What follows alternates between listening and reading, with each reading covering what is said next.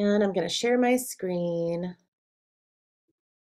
and we're going to go over appointment scheduling and using the consent to contact. We'll hopefully go into a tiny bit of the appointment reminders as well. Okay, so first things first, we go into settings. One thing I would like to just show you briefly is there's these tasks and category reminders or task and reminder categories. Why this is important is that this is how you can utilize the category to create different kinds of appointments. So let's say you want to have a Medicare versus a health or ACA, or instead of it being an appointment that's for ACA, it might be for auto insurance or something like that. You're probably going to have different materials that you send to that person for that appointment. And when we go into the appointment reminders, that will make more sense. But you also might speak multiple languages. So if you wanted to have a Spanish language appointment versus so let's say Spanish ACA versus an English ACA, or a Spanish ACA versus a Spanish Medicare enrollment, right? So they can be very different messaging if you use these task categories in a creative way. You're going to want to make sure that it's a task rather than just a reminder, so that way you can mark it as busy. We also have these show appointment options. I love them because then you can say what the predicted outcome is and track your appointment successes more. And you can customize the color if you wanted to. You can have the text color be yellow, whatever you want it to be, right? So you've created that Spanish ACA task category. Okay, great. So now what we would do is go back into settings. I like using this fill. I don't know why that's still there. We'll just ignore that. Okay, so I love using this filter to find what I'm looking for. So I'm going to click in here and I'm going to find appointment. So here I see appointment scheduling and appointment reminders, and there's that appointment outcomes we can customize as well. Again, these features are pretty big and very in-depth, so I don't want to go into absolutely everything, but if we need to at the end, we can go into those appointment outcomes and how to use them. But right now, we're going to focus on the appointment scheduling. Appointment reminders are things like, sending a text 15 minutes prior or sending an email with the calendar link immediately upon creation, things like that. Okay. So appointment scheduling is where we build the scheduler for them to choose from first. Hit edit. We're going to add a new schedule. We'll determine the length. And also here you can turn the appointment schedule link on and off. Pretty much you're always going to keep it on, but there are some exceptions where you're like, oh, I want to disable my AEP specific calendar, because maybe during AEP you work 6 days a week and the rest of the year you only work 5 or 4, right? So here I can make this appointment length 45 minutes, whatever I want it to be. The category, so let's find our Spanish ACA that we just created. I guess I have a lot of these. There we go, Spanish ACA. And then what time frames do I want? Do I want it to start at 9 a.m. until 5 is my availability? Monday through Friday. Maybe I don't like working on Wednesdays, or I use that for my paperwork day. And the number of days in advance to schedule. So usually you're going to keep it at 14, because then you don't want them booking like a month out and then you're like, oh, I'm going on vacation that month, whatever. Usually you've got 2 weeks ahead of schedule planned. Days before first appointment. This is if you want same day appointment booking, you would keep it at 0. I don't love that. I don't like coming in at 8 a.m. in the morning and being like, I've got an 8 a.m. call. So I would probably put 1 day ahead of time. If it is for a Medicare client, you would actually probably put 3 days in advance, so you can get that 48-hour turnaround scope of appointment in there, right? If you don't sell Medicare, don't worry about it. But if you are selling Medicare and it's not an in-person walk-in, you're supposed to have that 48-hour time frame for that cooling off period. So this helps you so that way you can generate that scope of appointment and have them sign it before they come in for that appointment. This not before or not after is optional. This is something that you can use so that way if you were booking an AEP appointment, you could say, or an OEP appointment, whatever, you could say this is the time frame that it's allowed in. So appointments are only available starting November 7th, and the appointment schedule ends by whatever that was, like 1:15, 1:30, whatever that was.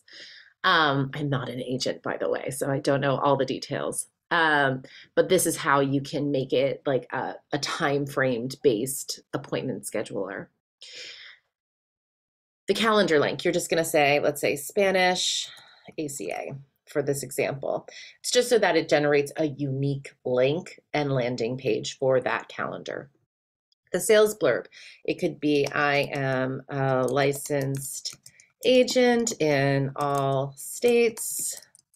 Whatever you want to say about yourself. And maybe you also say what your amount of representation is for carriers and plans that I represent 70 carriers with over 1,000 plans, whatever that is.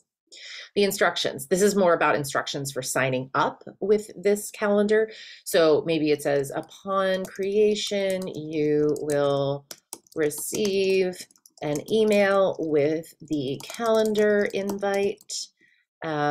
Please feel free to reach me at whatever your phone number is for any questions or rescheduling or whatever you want to do. So just general instructions for them about either filling it out or what to expect. Then you're going to choose a landing page for the confirmation. So that way when they fill it out, it says, thanks for filling this out. Or it might even have a video, or it might have some instructions about what to expect in the meeting. So that's available for you. You can also put in a custom URL. So if you have a landing page that you really like, that's not a landing page that we've created in Radius or that you've created in Radius, you can actually choose to do a custom URL and then just type it in. So confirmed, right? So you can type one in as well. But I love using this little select just so that way you've got something basic. The location. So if they're scheduling this appointment, you can enter a location, like this will be handled on Zoom, or if it's going to be all in person, you could say 1 North Maple Drive so that they get the location in there, or it could say your home if it's going to be an in-person at their home, whatever you want it to be. Maximum appointments per time slot. This is always going to be 1 unless you want people to be able to jump in on that meeting. So if you were doing a seminar, you could say up to 100 people are allowed to that meeting. But if you want it to be a personal one-on-one meeting, it's just going to be the number 1. Even if they are going to be inviting their spouse or their children to this meeting, it'll just be 1 because you don't want people to double book that time. The users, you're going to choose either all users, or if you're going to utilize the scope of appointment, you would need to actually generate it user by user. So if you use this create consent, ACA consent, or create scope of appointment, it does have to be for the specific user so their credentials appear on the documents. And then you can also add in additional data fields to request on sign up, like prior insurance or anything like that. And then if you have multiple here, so I could say I want the plan requested to be first and then the prior insurance to be second, for example. And then I'm going to automatically create ACA consent. And then since this is Spanish, I'm going to put the default language to Spanish and select the agent that it will generate from. And then hit submit. Oh, Sam Smith is missing an NPN. How dare he? So we would need to edit his account, but now I'm just going to change it to somebody else. So that way, hopefully it works. I think I have that there. Okay, So that's been created. So let's look at that experience.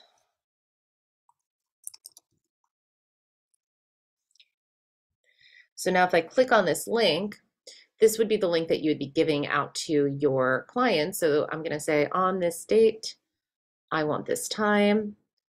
And then I've got those instructions up here, where the location is going to be, the appointment time. I have them fill out this information.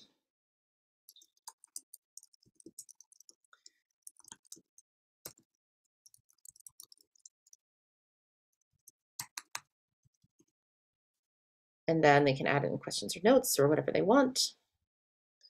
And then it brings me to that meeting confirmation page.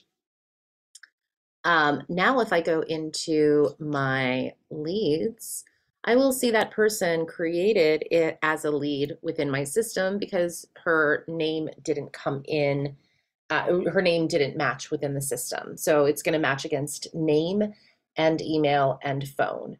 And if it can't find the match between those three criteria, then it will create a new record. And it will tell you that it created a new record. So lead created through appointment scheduling. And then here is her appointment schedule link. And as I was saying before, once you have this appointment, you can also say anticipated outcome is sale made. So you can track the success of each of your appointments. Okay. So that is that. You will also notice down here, oh no, she doesn't have appointment reminders created because that was a new category. So then the third step of this is setting up appointment reminders. This is really, really helpful.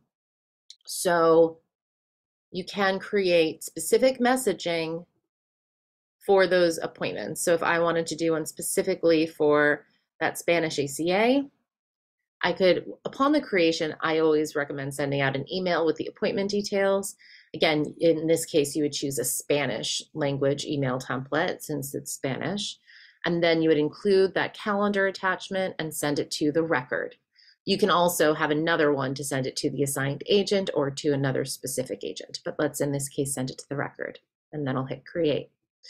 I can now add in a reminder text message. So before the reminder time, I'm going to say 15 minutes before, just so that way they don't cancel on me, right? Or if I'm going to their home, maybe it's going to be 30 minutes before, I'll text it to them. So the account category is, or the task category is that Spanish ACA. Text, then I'll say hola, and then I'll grab these snippets. So hola. And then you would give them their appointment details, and then you can grab that location, appointment location, right? Your home. So you would then send that text to the record.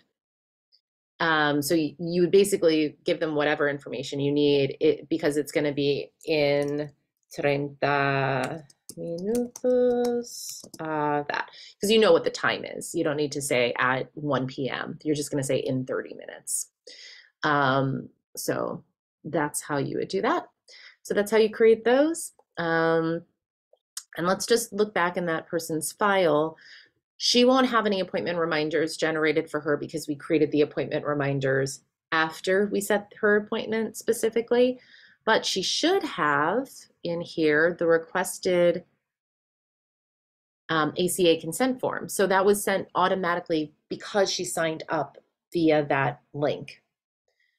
And so now if I needed to, I could also send her a reminder email.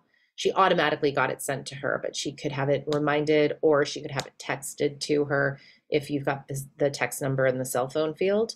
And then if she walks in, you can just open it for a signature. And you'll notice that she's got this in the Spanish language here as a default. But if she actually speaks English better, then she could switch to English. So you just change. Okay. Any questions on this? I know it's a lot.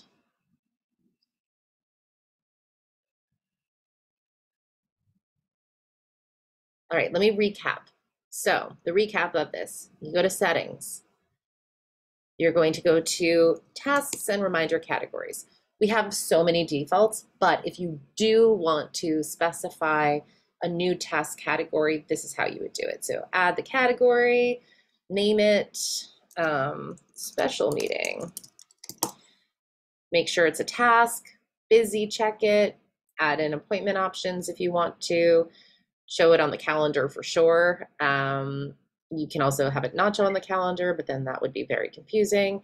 Change the color, create, and that's it.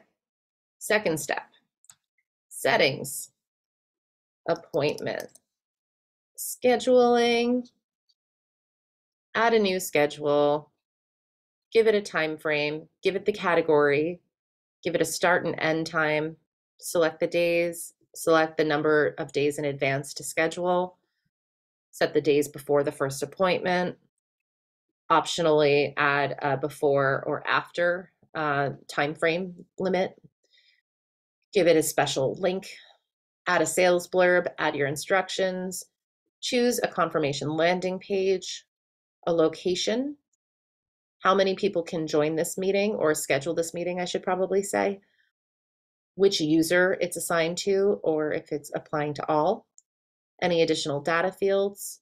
And then if this is for a specific user, you can also create the ACA consent and the scope of appointment automatically, and then submit. Then you would set up the appointment reminders in the settings, appointment reminders, and add a reminder to either generate an email or a text message. Now, if you have multiple agents, they can actually set up their own schedules of availability by going to Account My Information and Appointment Scheduling. They cannot create the appointment reminders and they cannot create the task categories, but they can set up their own calendar link. I would recommend having them do so, and then they would copy their appointment link, and then they can go into My Information and then add in that as their default calendar link. So that way you can actually utilize that in any of your email marketing. So that way you can have that agent calendar link display for the appropriate agent. I know that that's a lot. So, we have videos on each of these like little tiny sets of the features and how to set things up. But are there any specific questions right now?